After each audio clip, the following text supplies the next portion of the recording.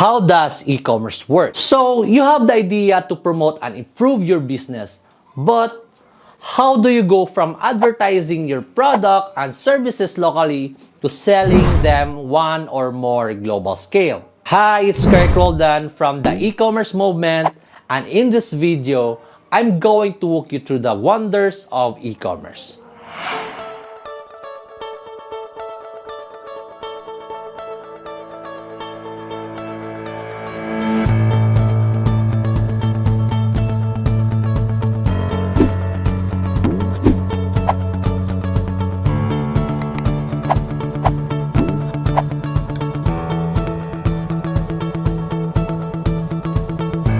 Before we get started, make sure you subscribe to this channel, and if you are in YouTube, click the bell notification. E-commerce has replaced the traditional brick and mortar stores, and with time, the course of time has become one of the most sought after forms of marketing by small and big businesses alike. As of now, e-commerce is one of the fastest growing industries in the global economy, and as per one estimate, it grows nearly 23% annually and is expected to be a 27 trillion industry at the end of this decade. And e-commerce websites allows customers to find products or services that they are interested in and add them to their cart and then securely pay for said goods through PayPal or any other forms of payment to complete their purchase. A part of what makes e-commerce as e-commerce, it is unique process of using internet services to buy and sell products and services. E-commerce is a combination of supply chain management, online translation processing, internet marketing, and electronic fund transfer. All of these processes which make up e-commerce are also what facilitates potential buyers or customers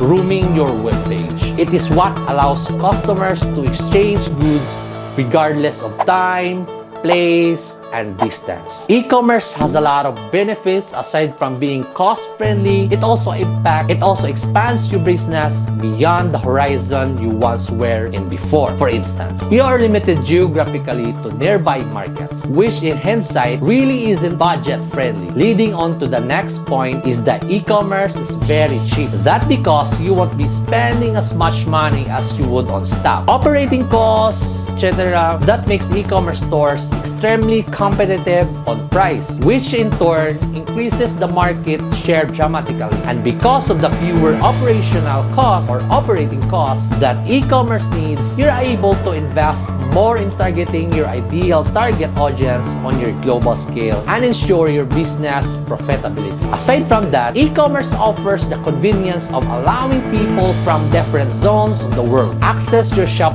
24/7. It also allows providing quick delivery of goods without having to make the customer make any little effort. Well, aside from just checking out with their credit cards, now as I said before, e-commerce is a type of over-the-internet transaction. There are four main types: business to consumer, business to business, consumer to consumer, and consumer to business. When it comes to business to consumer, it is when business sells services or goods to another individual consumer. In business to business, a business sells services or goods to another business.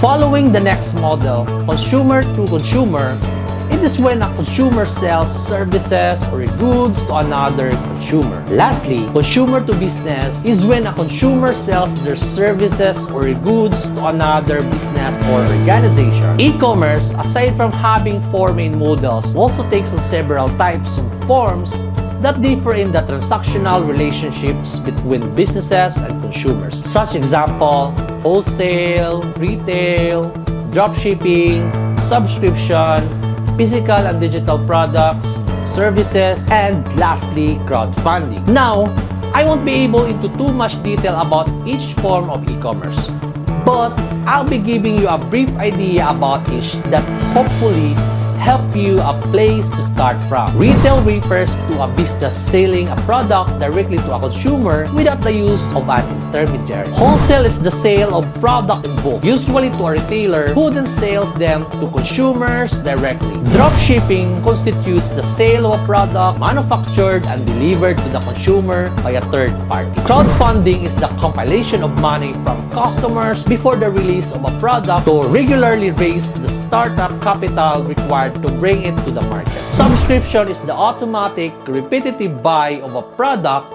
or service on a regular basis until the subscriber cancels. Physical products are whatever tangible good that needs restocking inventory and physical shipping orders to customers as sales are made. Digital products are downloadable digital goods, templates, and courses, as well as media that must purchase or license for use. And lastly, services refer the skills or set of skills offered in exchange of monetary compensation. The time of the service provider can be bought for a service charge. Well, there you go.